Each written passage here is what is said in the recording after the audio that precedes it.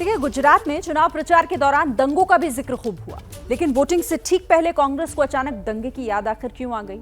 Voting से चंद घंटे पहले कांग्रेस के नेता माहौल खराब होने की बातें क्यों कर रहे हैं? ये सवाल इसीलिए उठ जाता है क्योंकि गुजरात में कांग्रेस के कद्दावर नेताओं में से एक और दरियापुर सीट से एमएलए गयासुद्दीन शेख ने एक बेहद सनसनीखेज दावा कर दिया है। गयासुद्दीन शेख का इल्जाम है कि क्राइम ब्रांच के अधिकारी मुस्लिम समाज को धमका रहे हैं। क्या वाकई ऐसा है या फिर ये सिर्फ दंगों का डर दिखाकर वोट बटोरने की सियासत भर है? एबीपी न्यूज संवाददाता अभिषेक उपाध्याय की एक और एक्सक्लूसिव रिपोर्ट देखिए।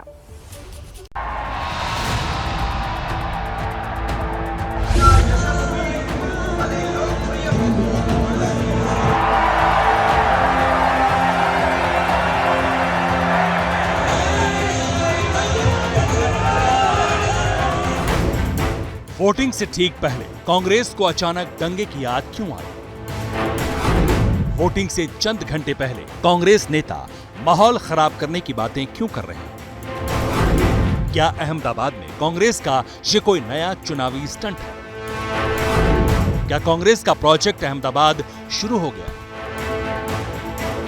दूसरे फेज के चुनाव से पहले कांग्रेस अपना गढ़ बचाने के लिए सियासी तरकश से कैसे तीर छोड़ रही है, इसका अंदाजा कांग्रेस के कद्दावर लीडर और अहमदाबाद की दरियापुर के कांग्रेस एमएलए की बात सुनकर लग जाएगा।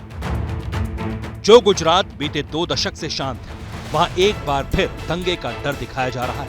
मुझे डर ये है कि कल ये मेरे विस्तार की शांति सलामती को नुकसान न पहुंचाए। मैं आप शांति को भी खतरा है आपके विस्तार की? बिल्कुल, मेरे विस्तार को शांति के लिए खतरा है। क्या होने की अंदेशा है? दंगा करा सकते हैं वोटिंग। उम्मीद है आपको? बिल्कुल उम्मीद है मुझे।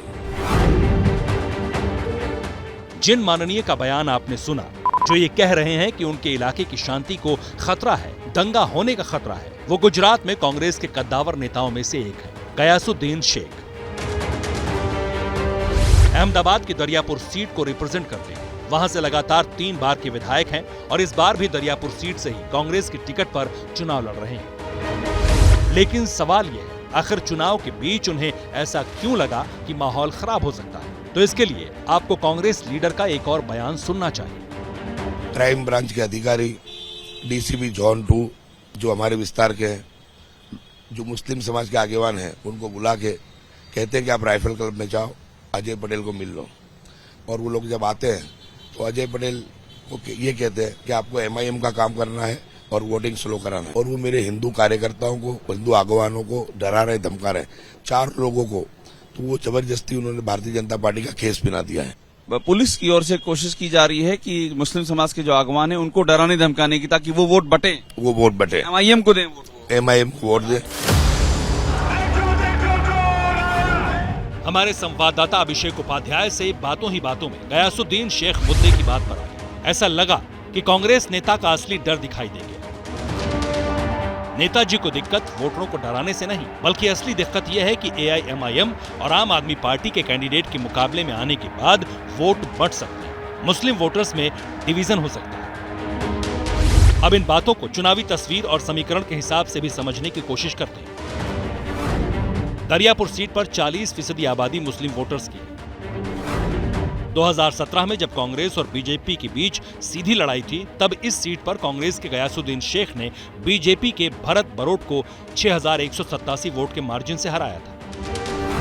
इस बार कांग्रेस का गढ़ कही जाने वाली दरियापुर सीट पर आम आदमी पार्टी और एआईएमआईएम के कैंडिडेट भी मैदान में। और गौर करने वाली बात यह है कि आप और एआईएमआईएम दोनों ने ही गयासुद्दीन के सामने मुस्लिम कैंडिडेट उतारे हैं, यानी गयासुद्दीन के मुस्लिम वोट बैंक में सेंध लग सकती है। मजेदार बात यह है कि इस बार बीजेपी ने अपना कैंडिडेट बदला है। बीजेपी ने कौशिक जैन को टिकट दिया है, यानी एक सीट पर 3 मुस्लिम कैंडिडेट्स में टक्कर होगी। वोट बढ़ेगा तो इसका फायदा बीजेपी को मिल सकता है। दरियापुर का यही समीकरण गयासुद्दीन के इस बयान की सबसे बड़ी वजह बताया जा रहा है। जिस तरीके से, क्योंकि पूर्व गृह मंत्री प्रदीप सिंह जाडेजा जी को विस्तार दिया गया है, तो उसको यहाँ का प्रभारी बना है इस दरियापुर विधानसभा का, तो सीधी बात है कि पुलिस उनके अंडर में काम कर रही है। और मैंने गृह मंत्री को यहाँ का प्रभारी बनाया गया। हाँ, पूर्व गृह। मगर कोई क्यों आपके कॉन्स्टिट्यूंसी में दंगा करवाएगा? मकसद क्या, उससे मकसद पूरा होगा उनका मकसद ये है कि भारतीय जनता पार्टी का माहौल पूरे गुजरात में बहुत खराब चल रहा है। तो मेरी सीट पे ही नहीं, सभी सीटों पे ये काम चल रहा है। आप ये कह रहे हैं डराने के लिए ये काम कर सकते हैं? डराने के लिए काम कर सकते हैं और काम चल भी रहा है। असल में इन बयानों के पीछे अहमदाबाद में कांग्रेस के चुनावी कैनवास को भी समझने की जरूरत है। अहमदाबाद गुजरात चुनाव का वो एपिसेंटर, ऐसा जिला है जहां कांग्रेस बीजेपी के वोट और सीट शेयर को डेंट पहुंचाने की कोशिश कर रही है। कांग्रेस ने जब हार देख ली है अपनी नजर के सामने, तो अब एडमिनिस्ट्रेशन को प्रेशराइज करने के लिए इस प्रकार का काम किया जा रहा है, मैं ऐसा मानता हूं। उन्होंने कहा कि दंगा भी हो सकता है, क्लियर कहा है कि दंगा हो सकता है, जिस तरह के बहुत संवेदनशील उस विस्तार के हालात दरियापुर के हो गए। संवेदनशील विस्तार में इस प्रकार की भड़काऊ निवेदन नहीं होने चाहिए। डिस्टर्बेंस जो इस प्रकार से हो सकता है, उसका भी हर प्रत्याशी को ध्यान रखना चाहिए कि ऐसा न हो। बीजेपी चाहती है कि अहमदाबाद में आप और एआईएमआईएम की एंट्री की बदौलत मुकाबला चौतरफा होने की वजह से उसे फायदा मिल सके। 2017 में बीजेपी को गांधीनगर की गद्दी तक पहुंचाने में अहमदाबाद की 21 सीटों का बड़ा रोल था। 2017 में अहमदाबाद की 21 में से 15 सीट बीजेपी ने जीती थी, जबकि 6 सीट पर कांग्रेस का कब्जा हुआ था। इनमें दरियापुर, दानी लिमड़ा और बापूनगर ऐसी सीट है जहां कांग्रेस का ट्रैक रिकॉर्ड अच्छा रहा है। अहमदाबाद की दानी लिमड़ा सीट यानी कि कांग्रेस की खासम खास सीट, इस सीट पर पिछले 4 बार से कांग्रेस ही जीतती आ रही है।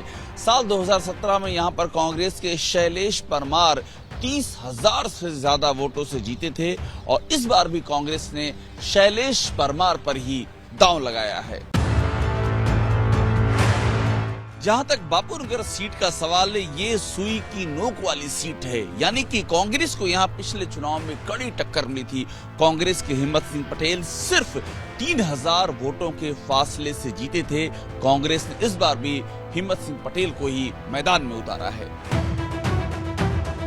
नोट करने वाली बात यह है कि दानी लिमड़ा सीट पर एआईएमआईएम और आप दोनों के उम्मीदवार भी हैं, जबकि बापूनगर की सीट में मुकाबला त्रिकोणीय होगा, क्योंकि यहां एंड वक्त पर ओवैसी के उम्मीदवार ने कांग्रेस को सपोर्ट करते हुए पहले ही सरेंडर कर दिया।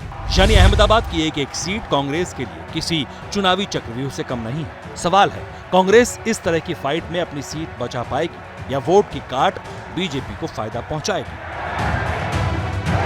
अब जो भी होगा, नतीजा 8 दिसंबर को पता चल जाएगा। अहमदाबाद से अभिषेक उपाध्याय, एबीपी न्यूज। जैसे ही घड़ी का काटा दोपहर 2:30 पे आए, बबीता जी का दिल सास बहू साजिश के लिए मचल जाए। और ये है इनकी बहू, पूरे दिन ऑफिस की टेंशन हो जाए गॉन जब ये करें अपना फेवरेट शो फ्री टाइम पे ऑन। इनकी तरह आप भी देखें अपना फेवरेट शो अपने टाइम पर और डाउनलोड कीजिए एबीपी लाइव ऐप अपने स्मार्ट टीवी पर।